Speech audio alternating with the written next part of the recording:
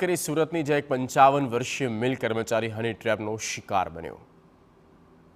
ઘટના સુરતના કડોદરા વિસ્તારની, જે એક 55 વર્ષીય આધેડ મિલ કર્મચારીના ફેસબુક પર એક મહિલાની રિક્વેસ્ટ આવી, જે બાદ આધેડની સોનિયા સાથે મિત્રતા થઈ।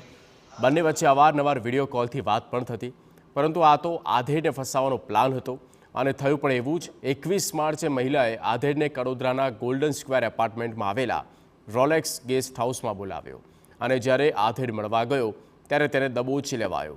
ત્યાં મહિલા સાથે મળેલા અન્ય 4 શખ્સો આવી પહોંચ્યા અને અમારી બહેન છે તેવું કહીને પતાવટ કરવા માટે 6 લાખ રૂપિયા માંગ્યા। ત્યારે આધેડે પણ ડરીને 2 લાખ રૂપિયા આપી દીધા, પરંતુ બાદમાં શખ્સોએ વધુ પૈસાની માંગ કરતા આધેડ મિલ કર્મચારી પોલીસ પણ પહોંચ્યો।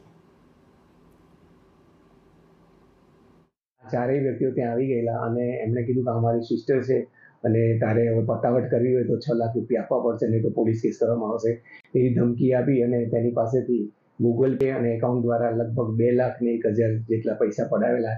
જે બાબતે કડોદરા પોલીસ સ્ટેશને 384 આઈપીસી 120B અને 114 મુજબનો ગુનો પણ રજીસ્ટર કરવામાં આવ્યો છે। આ ગુનાના કામે 4 આરોપીને પકડવામાં આવે છે। આ કામના જે બેન છે જેમ સોનિયા, એમને પણ પકડવાના બાકી છે અને જે વ્યક્તિના ગૂગલ એકાઉન્ટમાં પૈસા નાખ્યા છે એ રાહુલ પાલને પણ પકડવાના બાકી છે। ચારેય આરોપીને 1 દિવસના રિમાન્ડ લઈ અને પોલીસે સતત કાર્યવાહી કરી।